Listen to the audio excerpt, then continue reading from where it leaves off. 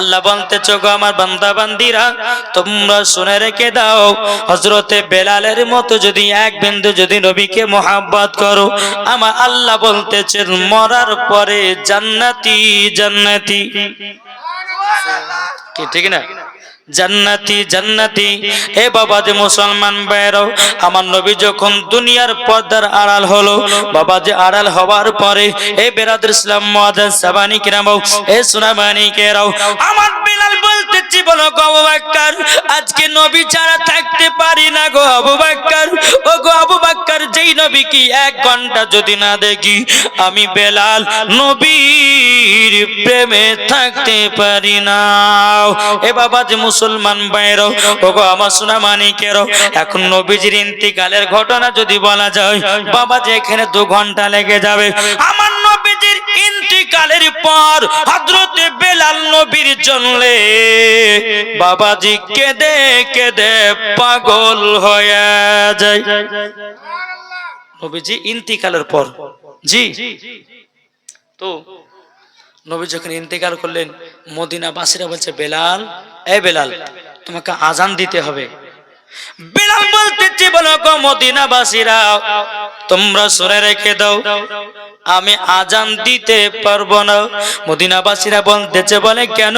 বেলাল 2 চোখের পানি ঝরে বলতেছে বলো গো মদিনাবাসীরাও, আমি আজান দিতে পারবো না পারবো না। বলে কেন পারবে না? যে রহমাতাল লিল আলামিন, আমি যখন আজান দিতাম নবীজি আমার সামনে থাকতেন, আমি আজান দিতে পারবো না পারবো না। হযরতে বেলাল রাদিয়াল্লাহু তাআলা আনহু তিনি বলতেছে গো মদিনাবাসীরা, আমাকে আজান দেওয়ার কথা বলিয়ে না গো, আমার নবী দুনিয়ার পর্দার আড়াল হয়ে গেছে গো। মদিনাবাসীরা বলতেছে গো বেলাল, তোমাকে একদিন মরতে হবে, আমাকে একদিন মরতে হবে, দুনিয়ার যত মানুষ এসেছে বাবাজি সবাইকে একদিন মরতে হবে। কবরটা এমন ভয়ানক জায়গা, আল্লাহ বলতেছেন ইমানদারের জন্য কবর হলো শান্তির জায়গা, আর বেঈমানদারের জন্য কবর হলো ভয়ানক জায়গা। জোর হবে না সুবহানাল্লাহ? সুবহানাল্লাহ। একটু মন দিয়ে শুনবেন বাবা, মজার ঘটনা। এ ওয়াজখানা বাবা যে আজকে আমি কিতাব পড়ে আসলাম, জি এটা কিন্তু ইউটিউবের ভিতরে ছাড়া নাই। বেলাল বলতে চাল্লা গো, মদিনাবাসীরা সবাই আজান দেওয়ার জন্য সব পাগল হয়ে গেছে, আমি আজান দিতে পারবো না। হযরতে বেলাল বাবা মদিনা ছেড়ে মক্কার জন্য বাবা 5 মাসের জন্য চলে যায়। কয় মাসের জন্য? 5 মাসের জন্য যখন বাবা চলে যান, টকটো টকটো করে বাবা যান, এদিকে মদিনাবাসীরা বেলাল বেলাল করে বাবাজি চিৎকার করে বেড়ায়, বেলাল তো আর নাই, মদিনা ছেড়ে মক্কা চলে গেছে। মদিনাবাসীরা বলতেছে গো বেলাল তো আর নাই, মসজিদে নববী আজান কে দিবে? তখন হযরতে আবু বকর, উমরে ফারুক তিনারা মসজিদকে দেখভাল করতে লাগলেন। জোরে বলেন সুবহানাল্লাহ। জি এই বাচ্চা ছেলেকে একটা চুপ করে বল না, খিচুড়িতে খাবে, ওদের লেগে তো খিচুড়ি হয়েছে, গোশত দেয় খিচুড়ি, অসুবিধা নাই। বাবা যে মুসলমান আলহামদুলিল্লাহ বলেন। তো বেলাল মদিনা ছেড়ে মক্কায় ক মাসের জন্য গেলেন? 5 মাস। বেলাল একদিন 2 দিন 3 দিন চলে যায়, 1 মাস চলে যায়, 2 মাস চলে যায়। 5 মাস যখন বাবা বেলালের কেটে গেল, বেলাল কিন্তু মদিনা ছাড়া থাকতে পারে না। জোর বলেন। বলে আল্লাহ গো, যেই মদিনাতে আমার নবীজি রওজা আছে, আল্লাহ আমি নবীজি রওজায় গিয়ে সারা দিন মান পড়ে থাকবো, আমি আর মক্কা থাকবো না। যেই নবী না হলে পরে পরে মক্কা হতো না, যে নবী না হলে পরে আসমান জমিন পাহাড় পূর্ব নদী নালা কোনো জিনিস হতো না। বেরাদর ইসলাম মুআজ্জাজ সামানিকেরাও, হযরত বেলাল তিনি মনে মনে চিন্তা করে, ওগো রব্বুল আলামিন, ওগো আল্লাহ, আমি নবীর মহব্বতে আর থাকতে পারি না। হযরত বেলাল মদিনাতে আবার 5 মাস পরে ঢুকতেছে বাবা, মুখে একটা পর্দা লাগিয়ে নিয়েছে, মদিনাবাসীরা যেন চিনতে না পারে, আর আযান দেওয়ার কথাও যেন না বলতে পারে। বেলাল কি করেছে? মুখে এইরকম ভাবে একটা, এইরকম ভাবে বাবা, যে মুখে এইরকম ভাবে আপনার মুখে একটা পট্টি বেঁধে নিয়েছে, মুখটা ঢেকে মদিনাতে আবার ঢুকতেছে। জোরে বলেন সুবহানাল্লাহ। মদিনাতে যখন বাবা ঢোকা, একটা পাথর দেখলো, ওই পাথরটা চুমাকে বেলালের ব্যাগের ভিতরে ঢোকালো। আবার একটু আগিয়ে গেল, আর একটা পাথর পেল, চুমাকে ব্যাগের ভিতর ঢোকালো। আবার একটু আগিয়ে গেল, বাবা পাথর একটা পেল, চুমাকে বাবা যে আপনার ব্যাগের ভিতর ঢোকালো।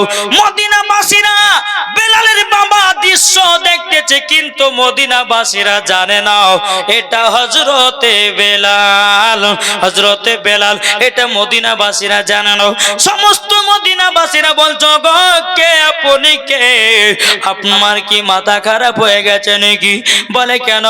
বলে আপনি পাথর দেখতেছেন, চুমা খেয়ে ব্যাগের ভিতরে ঢোকাচ্ছেন কেন? একটু জলদি করে বলেন না, বলেন। বেলাল কিন্তু মুখ করে না, বলে আল্লাহ গো, আমি যদি এখন মুখ খুলি মদিনাবাসীরা আমার গলার আওয়াজ চিনে নেবে, আমি কথা বলবো না, বলবো না। বেরাদর ইসলাম মুআজ্জাজ সামানিকেরাও, হে সুরামানিকেরাও, মদিনাবাসীরা বলতেছে, বলে কে আপনি, তাড়াতাড়ি করে বলেন, আর ওই পাথর গুলোকে চুমা দিয়ে কেন ব্যাগের ভিতর ঢোকাচ্ছেন? এ বেরাদর ইসলাম মুআজ্জাজ সামানিকেরাও, হে সুরামানিকেরাও, হযরতে বেলাল রাদিয়াল্লাহু তাআলা আনহু তিনি বাবাজি কোন মতে কথা বলে না, বলে না, কিন্তু মদিনাবাসীরা বলতেছে, আপনি তাহলে পরিচয় দেবেন। পেছন দিক থেকে হযরত ওমর ফারুক বাবাজি আবার বেলালের মুখ থেকে পর্দা সরিয়ে দিয়েছে। যেমন সরিয়ে দেওয়া, মদিনাবাসীরা বেলালকে দেখার পর অবাক হয়ে গেছে, অবাক হয়ে গেছে। বলে কি ব্যাপার, এটা বেলাল? জোরে বলেন, এটা বেলাল। বাবা মদিনাবাসীরাও দেখার পরে যেন অবাক হয়ে গেছে। বেরাদর ইসলাম মুআজ্জাজ সামানিকেরাও, মদিনাবাসীরা দুই চোখের পানি ঝরে বলছে, বেলাল গো, বেলাল তুমি মদিনা ছেড়ে কোথায় গেছিলে বলো না? ও গো বেলাল, তোমার জন্য আমরা কেঁদে কেঁদে পাগল হয়ে গেছে গো বেলাল। ও গো বেলাল, তোমার আযান শোনার জন্য মদিনাবাসীরা পাগল হয়ে গেছে। ও গো বেলাল, কোথায় গেছিলে বলো না, কোথায় গেছিলে বলো না? হযরতে বেলাল বলতেছে, বলে নবী গো, ইয়া রাসূলুল্লাহ, ইয়া হাবিবাল্লাহ, নবী গো, আপনার কাছে একটাই আবেদন করব গো নবীজি গো। বেরাদর ইসলাম মুআজ্জাজ সামানিকেরাও, সমস্ত আপনার মদিনাবাসীরা বলছো, গো নবীর আশিক শুনে নেন, আপনি যে 5 মাসের জন্য মক্কায় চলে গেছিলেন, আপনি কি নবী ছাড়া থাকতে পেরেছেন? বেলাল বলছে, বলে না, আমি নবীর মহব্বতে কেঁদে কেঁদে পাগল হয়ে গেছি। বেরাদর ইসলাম মুআজ্জাজ সামানিকেরাও, হে সুরামানিকেরাও, হযরতে বেলালকে বলতেছে, বলে বেলাল, আচ্ছা তোমাকে একটা কথা জিজ্ঞাসা করব, তুমি যে পাথর গলে চুমাকে কে ব্যাগের ভিতরে ঢোকালে, এটার কারণ কি বলো না? এখন পাথর গলে বেলাল ব্যাগ থেকে একখানা ব্যাগ করেছে। ও মদিনাবাসীরা গো, আমি বেলাল নবী ছাড়া থাকতে পারি না। আমি জানি এই পাথরে আমার দয়ার নবীজি পা মুবারক রেখে রেখে হাঁটতেন। আমি ওই পাথরগুলোকে চুমাকে গে ব্যাগের ভিতরে ঢোকালাম। জোরে বলুন সুবহানাল্লাহ। সমস্ত মদিনাবাসীরা বেলালকে বলছে, বেলাল তোমাকে 5 মাস ধরে দেখি নাই, এবং তোমাকে আযান দিতে হবে। এ বেলাল, তোমার আযান আমরা কেউ শুনি না, 5 মাস ধরে শুনি না। সমস্ত মদিনার মহিলারাও বেলালের আযান শুনে পাগল। জোরে বলেন। বেলাল আজান দিতে হবে। বেলাল বলে না দিব না। উমারে ফারুক বলতেছে বেলাল আজান দাও, বলে দেব না। উমারে ফারুক বলতেছে বলে আজান দাও। আবু বকর সিদ্দিক বলছে বেলাল আজান দাও, বলে না দিতে পারবো না। ইমাম হাসান ইমাম হুসাইন বলতেছে গো বেলাল গো, আমরা দু ভাইয়ে তোমার কাছে আজান শুনতে যাই, আজান শুনতে যাই। এখন বেলাল বলতে আল্লাহ গো, এখন নবীর নওয়াজে রাসূলেরাও আমার কাছে আজান শোনার জন্য আবেদন করেছেন, আমি আর না বলতে পারবো না, আমাকে এখনই আজান দিতে হবে। বেরাদর ইসলাম মুআজ্জাজ সামানিকরাও, এ সুনামানিকেরাও, হযরত বেলাল বলতে গো ইমাম হাসান ইমাম হুসাইন মাত্র বাবা 8 বছরের বাচ্চা, তারা বাচ্চা বলতেছে বলো গো বেলাল আজান দাও, তোমার আজান শোনার শখ, ও বেলাল তুমি আজান দাও। এ বাবাজি মুসলমান, এ সুনামানিকেরা, হযরত বেলাল রাদিয়াল্লাহু তাআলা আনহু তিনি বাবাজি কি করেছেন, বাবাজি ইমাম হাসান ইমাম হুসাইনকে বলতেছে গো আমার নওয়াজে রাসূলেরাও আপনারা সামনে দাঁড়িয়ে যান, বেলাল বাবা আজান দিতে লাগে। আজান দেব নাকি? জি। বেলাল যখন কানে হাত দিয়েছে, সমস্ত মদিনাবাসীরা বেলালের আজান শোনার জন্য কাজ ছেড়ে চলে এসেছে। যারা বলেন না, বেলাল হাত দিয়েছে, আল্লাহু আকবার আল্লাহু আকবার। সমস্ত মদিনাবাসীরা যারা কাজ করছিল, দেখো এটা তো বেলালের গলার আওয়াজ, চলো যাই আমরা বেলালের আজান শোনার জন্য চলো যাই। যেই বেলালে আজান শুনে আমার আল্লাহ পর্যন্ত রাজি। জোরে হবে না সুবহানাল্লাহ? বেলাল বলতে আল্লাহু আকবার আল্লাহু আকবার আল্লাহু আকবার আল্লাহু আকবার আশহাদু আল্লা ইলাহা ইল্লাল্লাহ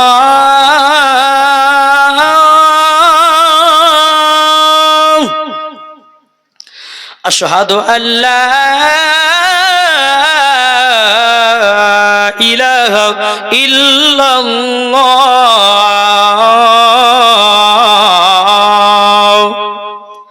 আশহাদু আন্না মুহাম্মাদুর রাসূলুল্লাহ আশহাদু আন্না মুহাম্মাদুর রাসূলুল্লাহ। যখনই বলেছে আশহাদু আন্না মুহাম্মাদুর রাসূলুল্লাহ, হযরত বেলাল জানো বাবা জমিনে বেহুশ হয়ে গেছে। মদিনাবাসীরা বলতেছে কি ব্যাপার, বেলাল আশহাদু আন্না মুহাম্মাদুর রাসূলুল্লাহ বলতে বলতে বেলাল কেন জমিনে বেহুশ হয়ে গেল গো? ইমাম হাসান ইমাম হুসাইন বলতেছে গো ভাই চলো না যাই গো, আমার নবীজির একটা দাম, আপনার নবীজিরও একটা বারতানে পানি ছিল, বাবা যে পানিটা নিয়ে এসে বেলালের মুখেতে ছিটাইয়া দিল। ছিটাইয়া দেওয়ার পরে বেলাল আবার দাঁড়িয়ে গিয়ে বাবা বলতে লাগলেন হাইয়া আলা সালাহ হাইয়া আলা সালাহ, সম্পূর্ণ মুকাম্মাল আযানটা দিলেন। মদিনাবাসীরা বলতেছে গো বেলাল এর আগে বহুদিন আযান শুনেছি, নবীর নাম বলেছো কিন্তু কোনোদিন বেহুশ হয় না গো বেলাল, আজকে কেন নবীর নাম নেওয়া মাত্র তুমি বেহুশ হয়ে কেন পড়ে গেল? ও গো বেলাল গো বেলাল একবার তুমি কি জানাবা জলওয়ালে। বেরাদর ইসলাম মুআজ্জাজ সামানিকরাম, এখন হযরত বেলাল বলতেছে গো মদিনাবাসীরা তাইলে তোমাদেরকে বলবো, বাবা যে মুসলমান ভাইরা, এ সোনা মানিকেরাও, হযরত বেলাল বলছো গো মদিনাবাসীরাও, আমি যখন আশহাদু আন্না মুহাম্মাদুর রাসূলুল্লাহ পড়েছিলাম, একটা কথা মনে পড়ে গেল গো মদিনাবাসীরাও। মদিনাবাসীরা বলতেছে, বলো গো বেলাল কি ঘটনা মনে পড়েছে বলো।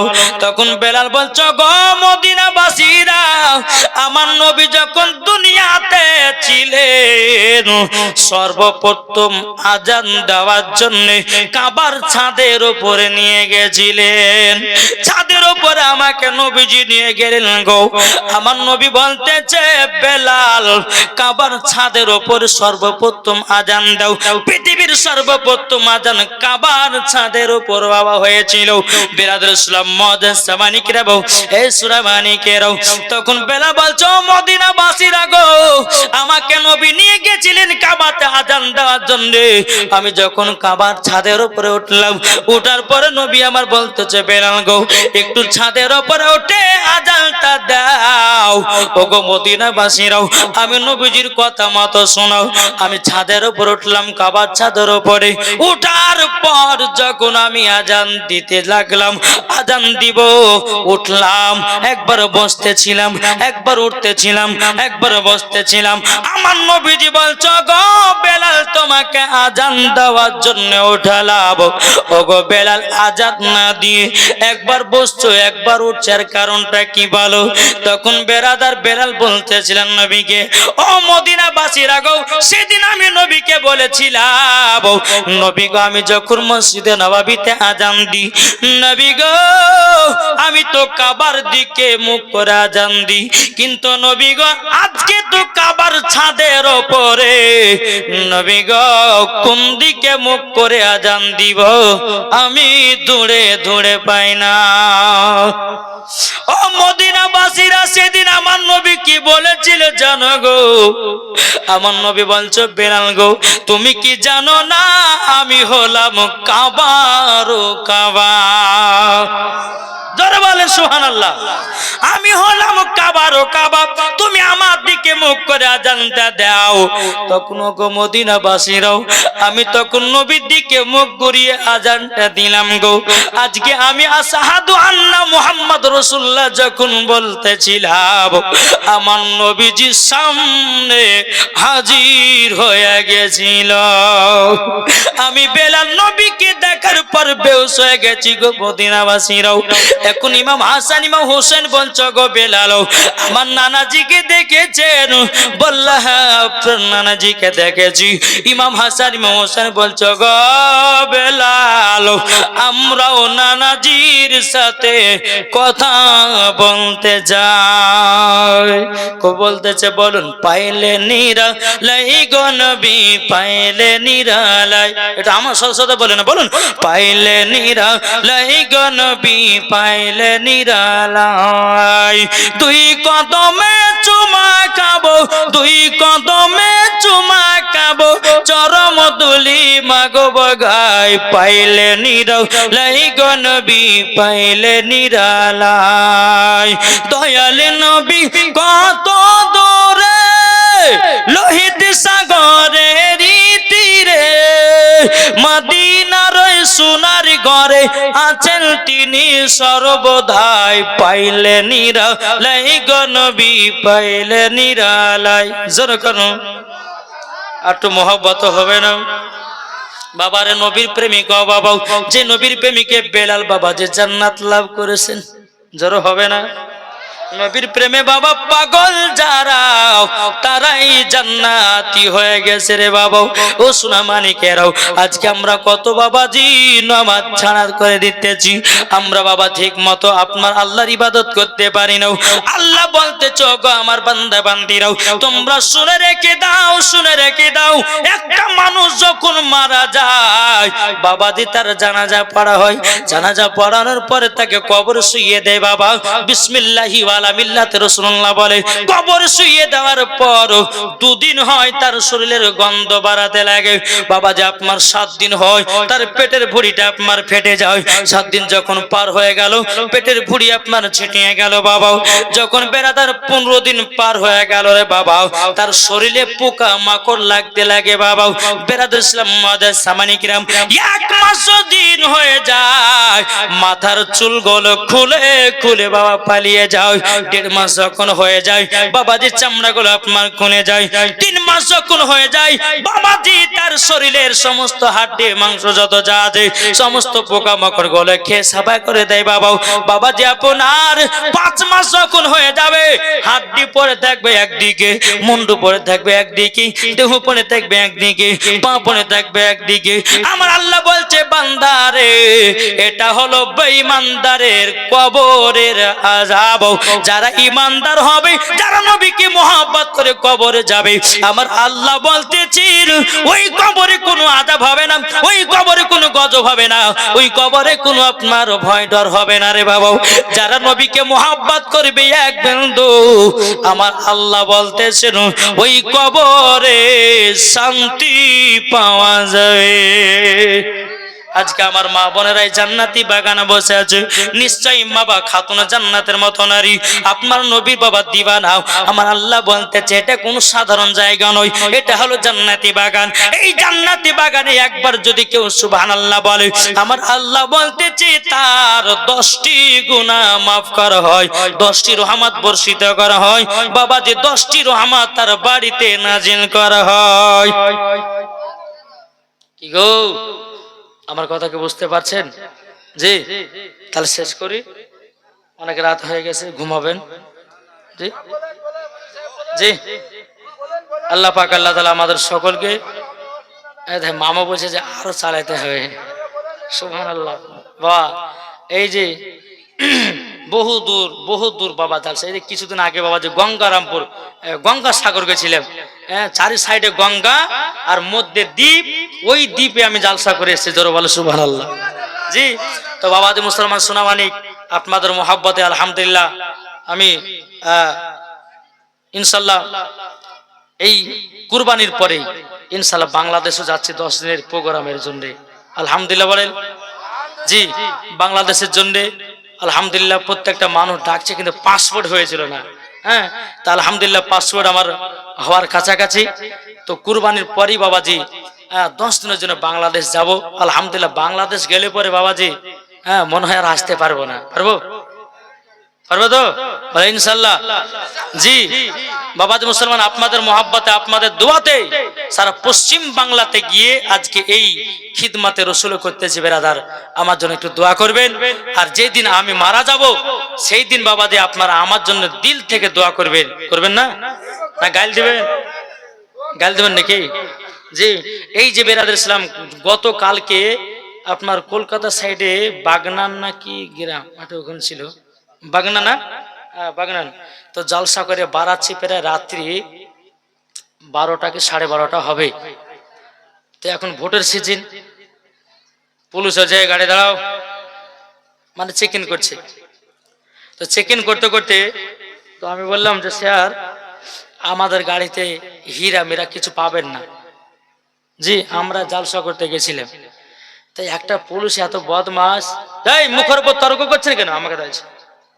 হ্যাঁ, তো বাবা যে মুসলমান ড্রাইভারে গেছিল, আমি বললাম যে স্যার আমরা বহুত দূর যাবো মুর্শিদাবাদ, তো আপনারা আমাকে একটা চিঠি করে দেন, মানে একটা টিকিট করে দেন, যেন দ্বিতীয়বার যেন কোনো পুলিশে যেন না ধরে।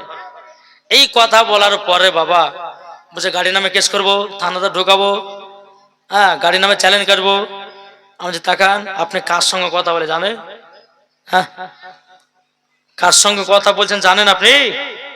বলছে আপনি যে হোক না কেন আপনি আইনের বাইরে চলছেন। আমাকে বলছে আপনি আইনের বাইরে চলছেন। আইনের বাইরে কোথায় চললাম ভাই? আপনি গাড়ি দাঁড়াতে বলেন, গাড়ি দাঁড়ালাম, আর তুই কোথায় আইন পার করলাম? আপনাকে বলা যে স্যার আমাদেরকে একটা টিকিট করে দেন, যেন আর দ্বিতীয়বার জানে কোনো পুলিশের না ধরে গাড়ি। এটা কি বলা অপরাধ? তারপরে এবার বাবা জিয়ে বলবো, বলছে ড্রাইভারের সিট বেল্ট পড়েনি, হ্যাঁ ওই বহুত রকম নানা রকম কথা বাবা বের করতে লাগলো। তো ড্রাইভারের বাবা যে একজন মামা ছিল, তার বাড়ি হচ্ছে আপনার বেলডাঙ্গাতে। তো ওকে ফোন করা হলো, উনি আবার কলকাতাতে বাবা যে আপনার ডিএসপি কে ফোন করা হলো। ডিএসপি যখন আপনার ফোন করলো যে বুঝে স্যার এরকম আমার একটা ভাগিনার গাড়ি ধরেছে, তো একটু আপনি ঝামেলাটা একটু সলভ করে দেন। ডাইরেক্ট আপনার ফোন করলো, ফোন করার পরে 2 মিনিটের ভেতরে ছেড়ে দিয়েছে। হ্যাঁ, তো বাপরও বাপ আছে নাকি বলছে আগে জি, বাপরও বাপ আছে। লোহাকে বাবা যে ভাঙতে পারবেন না, কিন্তু লোহাকে জব্দ করতে গেলে আগুনের দরকার। হ্যাঁ ঠিক না বলেন, আগুনের দরকার। তো বাবা যে মুসলমান আপনাদেরকে বলতে চাই যে শয়তানকে জব্দ করতে গেলে কিসের দরকার? আগো শয়তানকে জব্দ করতে গেলে কিসের দরকার? ঈমান আকীদার দরকার। জোরে বলেন।